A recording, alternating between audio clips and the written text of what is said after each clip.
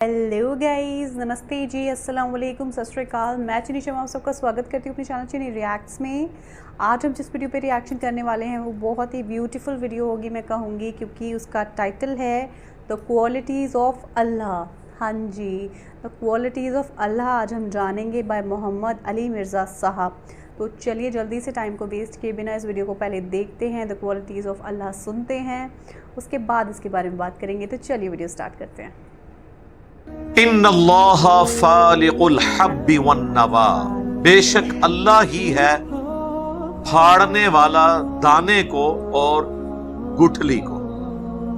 यानी जमीन में जो हम अनाज बोते हैं, गंदम का दाना बोया जाता है, उसे फाड़ता है अल्लाह ताला, दो पत्तियां बाहर निकलती हैं और फिर एक उसका पूरा बूटा लग जाता है। इसी तरीके से आप आम की गुठली को जब बोते हैं, शुरू में दो पत्तियां उसकी भी बाहर आती हैं, बहरहाल फिर साल हा साल लगते हैं, ऑलमोस्ट 8 साल लग जाते हैं उसे पहली दफा फल देने के लिए। तो अल्लाह ताला ही ये सारे मामलात लेकर चलने वाला है। युखरिजुल हय्य मिनल मय्यित, अल्लाह ताला निकालता है जिंदा को मुर्दा से। जमीन मुर्दा होती है, बाकी जगहों पे कुरान में आता है कि हम मुर्दा जमीन की तरफ बारिश भेजते हैं और एकदम हरी भरी हो जाती है। यानी पोटेंशियली उसके अंदर जिंदगी होती है, लेकिन वो बारिश की बरकत से अल्लाह ताला उसे मुर्दे में से जिंदा निकाल देता है। वह मुखरिजुल मय्यिति मिनल हय्य, और निकालता है अल्लाह ताला मुर्दा को जिंदा से। बज़ाहिर तो अंडा मुर्दा ही है ना। बाद लोग साइंटिफिकली इसके ऊपर एतराज भी करते हैं कि जी वो अंडे के अंदर जिंदगी तो होती है और आप ये मिसाल क्यों देते हैं। कुरान चूंकि लिटरेचर की जुबान में बात करता है, अगरचे कुरान ने ये मिसाल नहीं दी है, लेकिन हम समझाने के लिए अपनी दुनिया की जिंदगी से प्रैक्टिकल एग्जांपल्स देते हैं कि अंडा बज़ाहिर मुर्दा होता है, उसमें से चूजा निकल आता है। मुर्गी जिंदा है और वो बज़ाहिर एक मुर्दा चीज देती है, यानी अंडा। लिटरेचर की जुबान के अंदर, हमारी कॉमन ऑब्जर्वेशन के अंदर तो इसी तरीके से बात होगी। तो जिंदा में से मुर्दा, मुर्दा में से जिंदा। और अगर आप इसको एथिकली देखें तो काफिरों के घर मुमिनीन पैदा हो जाते हैं, मोमिनीन के घर काफिर पैदा हो जाते हैं, वो भी तो जिंदा और मुर्दा है ना। बुखारी और मुस्लिम दोनों में हदीस है कि अल्लाह का जिक्र करने वाला जिंदा की मिस्ल है और अल्लाह का जिक्र ना करने वाला मुर्दा की मिस्ल है। जिक्र तो फिर बाद की चीज है ना, इससे बड़ी चीज है ईमान की दौलत। मुर्दा की जैसा है। जो ईमान लाने वाले हैं वो जिंदा हैं, जो ईमान नहीं लाने वाले इनको अल्लाह ने कुरान में मुर्दा कहा है। सूरतुल अनाम में यह आयत गुजर चुकी है कि हक बात वही कबूल करते हैं जो बात को सुन लेते हैं, और मुर्दों को तो अल्लाह ताला क़यामत के दिन ही उठाएगा। यानी अकल के अंधे जो बात को कबूल नहीं करते, उनको अल्लाह ताला ने मुर्दों से तशबीह दी है। ज़ालिकुमुल्लाहु फ़अन्ना तुफ़कून, ये है तुम्हारा अल्लाह, तुम्हारा रब, तो कहां फेरे जाते हो, कहां बह के जाते हो। यानी जिस रब की ये क्वालिटीज हैं उसे अपना माबूद मानो, उसे अपना इलाह मानो और उसी से ही दुआएं मांगो। अल्लाह को छोड़कर और हस्तियों की तरफ क्यों मुतवज्जे होते हो, हालांकि उनके पास तो कोई क्वालिटी इसमें से नहीं है कि वो गुठली में से दरख्त को निकाल लें, दाने में से पौधे को निकाल लें। ये तो किसी को पता भी नहीं है। लोग कहते हैं निगाह मार के ये कर देते हैं, वो कर देते हैं। मेरे भाई, जमीन को अल्लाह ने एक ही बार ऑर्डर दिया हुआ है, कितनी ताबे फरमान है। मैं अक्सर हैरान होता हूँ जमीन के ऊपर, मट्टी के ऊपर। आप देखें कि सड़कों के किनारों के ऊपर भी ये मंजर तो आपको इस्लामाबाद में कसरत से नजर आएगा, क्योंकि वहां की आबो हवा बड़ी मौजू है इस सब्जे के एतबार से।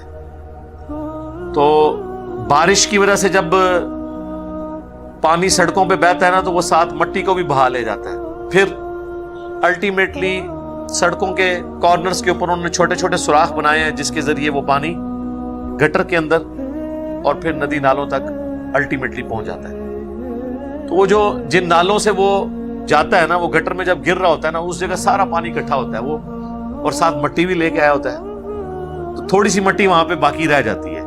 इसी तरीके से फुटपाथ और सड़क का जो जॉइंट होता है उसमें भी आप देखते हैं हल्की सी मट्टी रह जाती है। जनाब उसमें से भी पौधे निकल रहे होते हैं, देखे आपने कितनी ताबे फरमान है ये मट्टी, बस किसी तरीके से भी वहां पे बीज पहुंच गया, चाहे वो किसी चिड़िया के जरिए पहुंचा, किसी और जानवर के जरिए पहुंचा।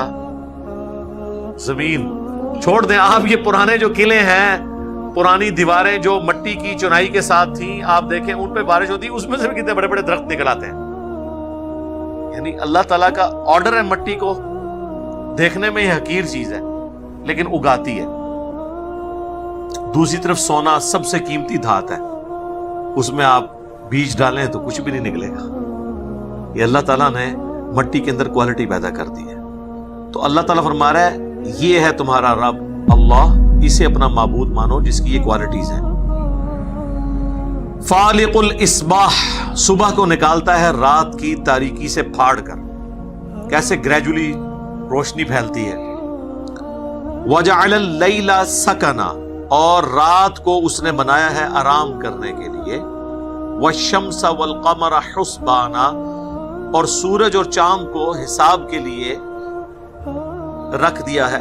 सारा ये हिसाब ही सूरज और चांद की वजह से चल रहा है, चाहे आपके ल्यूनर ईयर्स हों चाहे सोलर ईयर्स हों। फिर चांद एक कैलेंडर भी है आसमान में, आप देखें कि चांद जब निकलता है बिल्कुल बारीक होता है, फिर वो सेमी सर्कल बन जाता है 7 दिन के बाद, पूरा सर्कल बन जाता है 14 दिन के बाद, फिर वो दूसरी तरफ सेमी सर्कल बन जाता है 21 दिन के बाद।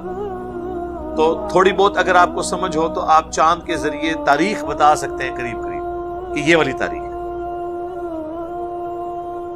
ये अल्लाह की तरफ से कैलेंडर है। फिर रोजाना का एक कैलेंडर 24 घंटों का, सूरज के निकलने से लेकर गुरूब होने तक। घड़ियां तो अब हमने बना ली है ना, पहले तो लोग इसी के जरिए सब कुछ करते थे ना। वर्टिकल चीज अपने घर की छत पे गाड़ लेते थे, उसके साए के जरिए नमाजों के औकात भी मालूम करते थे, टाइमिंग भी मालूम कर लेते थे। फिर जिस दिन सूरज नहीं निकलता था उस दिन फिर गलती भी खा जाते थे। सही बुखारी में आता है कि साहबा कराम ने एक दफा रोजा इफ्तार कर लिया, बाद में सूरज निकल आया, क्योंकि उस जमाने में इल्मे गैब नहीं होता था, वो बाबों को होता है, साहबा को तो नहीं होता था, वरना रोजा इफ्तार कर लेते। सूरज निकल आया बाद में, वो ताबी पूछते हैं कि फिर क्या किया था। उन्होंने कहा फिर उस रोजे की कज़ा ही हमने दी थी, क्योंकि हम तो इफ्तार कर चुके थे, चाहे गलती से किया, गिनती तो पूरी करनी थी। आज अगर ये मसला हो तो फिर हम साथ ये भी सवाल पूछेंगे कि जी उस जमाने में इल्मे गैब नहीं था होता। यहां तो हमारे बुजुर्ग तो कहते हैं जनाब सूरज तो हमसे पूछ के चढ़ता है, हम तो पूरी दुनिया को ऐसे देख रहे हैं जैसे हथेली पे राई का दाना।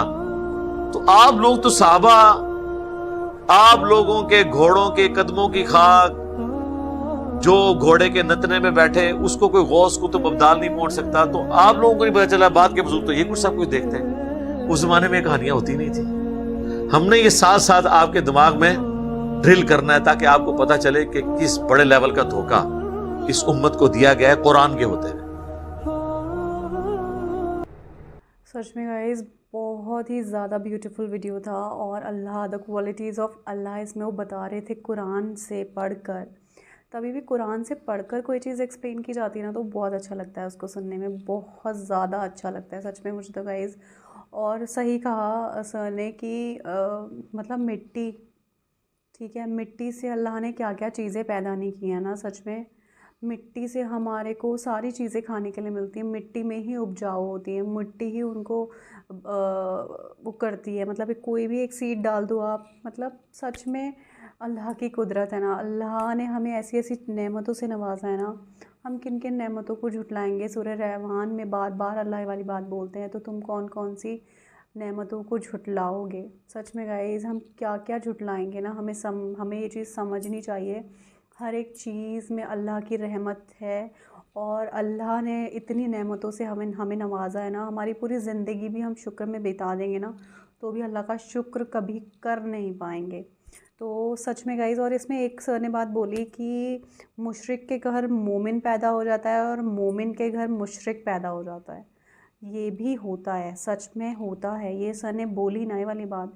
क्योंकि मुझे तो ऐसा ही लगता है, क्योंकि मैं एक नॉन मुस्लिम फैमिली में पैदा हुई हूँ, ठीक है, और बड़ी हुई हूँ, और मैंने चीज़ें अलग तरीके से देखी थी, अलग तरीके से चीज़ें को सीखा है, ठीक है। सारी किताबें तो सेम चीज़ें ही सिखाती हैं, बट किताबों को पढ़ना ज़रूरी होता है ना, अपने वेद पुराणों को पढ़ना ज़रूरी होता है, ठीक है। और अब मैं जिस तरह से कुरान को सुनती हूँ, जो जिस तरह से मुझे समझ में कुरान आता है, तो मुझे भी सच में ये लगता है कि अब बहुत सारे लोग कमेंट्स भी करते हैं इस चीज़ को लेके कि आप इतना कुरान सुन रही हैं तो ईमान क्यों नहीं ले आती हैं। तो ये चीज़ मैं आप लोगों से अगर कह भी दूँगी कि मैं ईमान ले आई हूँ, तो भी कुछ लोग इस चीज़ को एक्सेप्ट नहीं करेंगे, मानेंगे नहीं कि नहीं झूठ बोलती है, ये करती है, वो करती है। तो इसलिए बेटर है, मैंने पहले भी ये चीज़ बोली थी कि इसलिए बेटर है कि ये चीज़ मेरे और मेरे रब के बीच ही रहने देते हैं कि मैं ईमान रखती हूँ अल्लाह पे, एक अल्लाह में विश्वास करती हूँ, एक खुदा में मानती हूँ या नहीं मानती हूँ, वो मेरा खुदा और मैं जानते हैं। वो अगर ऐसा नहीं होगा तो अल्लाह अपने आप ही मुझे उस चीज़ की सज़ा देंगे, ठीक है। क्योंकि अल्लाह से तो कुछ भी नहीं छुपा हुआ होता, अल्लाह तो हर दिल का राज जानते हैं, हर एक दिल के जो छोटी सी कोना होता है ना, दिल का छोटा सा कोने का भी में भी कोई राज छुपा होगा ना, तो अल्लाह वो भी जान जाएंगे।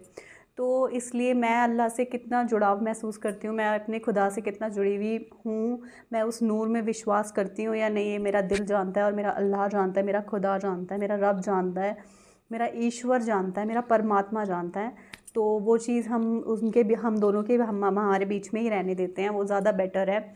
और ये बात सर ने कही तो मुझे बहुत अच्छा लगा ये वाली चीज़ सुन के कि सही बात है। ऐसे भी बहुत से लोग हैं जो मोमिन हैं, ठीक है, और उनको बहुत सारी चीज़ों का पता ही नहीं होता, बहुत सारी चीज़ें वो उस तरह से फॉलो ही नहीं कर रहे होते जैसे उन्हें करनी चाहिए। मैं कुछ लोगों को जानती हूँ जो मुझे लगता है कि उन्हें भी बहुत कुछ अभी सीखने की ज़रूरत है।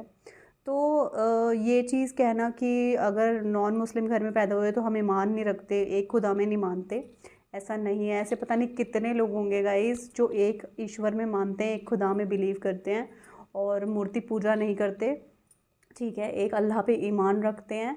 क्योंकि दिल का हाल तो सिर्फ अल्लाह जानते हैं ना, तो इसलिए वही बेहतर है कि वही जाने, क्योंकि हमें भी सिर्फ उन्हीं को बताना है, ठीक है। अल्लाह जान ले हमारे दिल का हाल, बस हमारे लिए बहुत है, ठीक है। और मैं जैसे जैसे वीडियोस देखती हूँ काफ़ी कुछ मुझे सीखने के लिए मिलता है, इस्लाम को जान रही हूँ, काफ़ी कुछ चीज़ें जानी हैं, काफ़ी कुछ अभी जानना बाकी है। अभी तो समंदर की इतनी गहराई है ना, मतलब कुरान तो इतना गहराई है कुरान के अंदर कि हम जितना उसके अंदर जाएंगे उतना ही और अंदर अंदर चले जाएंगे, जाते जाएंगे तो भी उसको पूरी तरह से जान नहीं पाएंगे, ठीक है। अल्लाह खुद कुरान में फरमाते हैं ये वाली बात कि अकल वालों के लिए इसमें बहुत से ख़जाने छुपे हुए हैं। तो चलिए गाइस, बहुत लंबी वीडियो हो जाएगी, बातें बातें तो बहुत लंबी हो जाती हैं। आई होप आपको वीडियो बहुत अच्छा लगा होगा, क्योंकि अल्लाह की क्वालिटीज़ हम सबको तो पता ही है, बट एक बार दोबारा से अल्लाह ने मेरे माइंड करा दिया कुरान के थ्रू कि क्या क्या दिया है मैंने तुम्हें, सुन लो और सबक ले लो, सीख लो, अपनी ज़िंदगी को सुधार लो, अपने अमालों को सुधार लो, ठीक है ना गाइस। तो बस अमाल अच्छे कर लीजिए गाइस, और बस ज़िंदगी में सब कुछ अच्छा हो जाएगा, दीन भी बन जाएगा, दुनिया भी बन जाएगी, और दुनिया के साथ साथ आखिरत भी बन जाएगा। सही है, आखिरत के घर तो हमें जाना ही है, एंड तो वही है जहाँ से आए थे वहाँ वापस पहुँचना है। तो वापस पहुँचना है तो अच्छी अच्छी चीज़ें लेके ही पहुँचना है, गंदी चीज़ें सब यहीं छोड़ देनी, कुछ साथ नहीं ले जाना। तो चलिए, जब तक मिलती हूँ नेक्स्ट वीडियो में, वीडियो अच्छा लगा हो तो लाइक ज़रूर करिएगा, चैनल को सब्सक्राइब कर लीजिएगा। आप लोग अपना पूरा ख्याल रखिएगा, दुआओं में मुझे हमेशा याद रखिएगा। मिलते हैं नेक्स्ट वीडियो में, रब राखा।